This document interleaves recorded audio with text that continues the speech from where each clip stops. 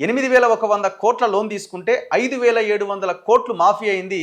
కేవలం ఈయన 2,400 కోట్ల రూపాయలు కడితే సరిపోతుంది అని ఎన్సిఎల్టీ అంటే ఈ కంపెనీలకు సంబంధించిన గొడవలు లేకపోతే వాటికి సంబంధించిన కేసెస్ని చూసే ఈ ఎన్సిఎల్టీ కోర్టు నిన్న ఆమోదం తెలిపింది. OTS, one time settlement. One time settlement అంటే ఇంత కట్టి నువ్వు దీన్ని సెటిల్ చేసుకో అని. ఇప్పుడు మనం క్రెడిట్ కార్డులు వీటిలో కూడా ఈ ఓటీఎస్ అనేది మనకి తీసుకొస్తుంటారు. ఇంట్రెస్ట్ తీసేస్తాం, అసలు కట్టండి అని. సేమ్ అట్లనే 8,100 కోట్ల రూపాయల్లో 5,700 కోట్లు మాఫీ చేస్తూ 2,400 కోట్లు మాత్రమే కట్టాలని ఎన్సిఎల్టీ ఆమోదం తెలిపింది.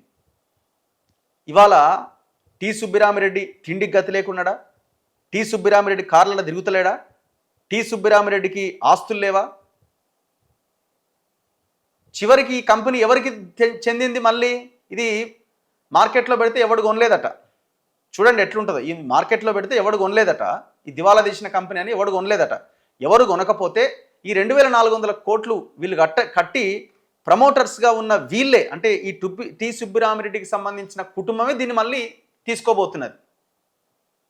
అంటే లోన్ తీసుకున్న 5,700 కోట్లు మాఫీ అయినాయి. కంపెనీ కూడా వీళ్ళ చేతికే వచ్చింది. వీళ్ళ ఆస్తులు ఏమి కరిగిపోలేదు, వీళ్ళ ఆస్తులు వీళ్ళకే ఉన్నాయి. మరి 5,700 కోట్ల ఈ డబ్బులు ఎవరివి? ప్రజలై. ఈ కెనరా బ్యాంక్ కానీ, బ్యాంక్ ఆఫ్ బరోడా కానీ, పంజాబ్ నేషనల్ బ్యాంక్ కానీ, ఐడిబిఐ కానీ రేపు పొద్దున ఈ నష్టపోయినటువంటి డబ్బును ఎవరి మీద తీస్తారు? ప్రజల మీద తీస్తారు. రకరకాల ట్యాక్సుల ద్వారా, రకరకాల పెనాల్టీల ద్వారా, ఇంకో ద్వారా ఈ డబ్బులు మన దగ్గర నుంచి వసూలు చేస్తారు.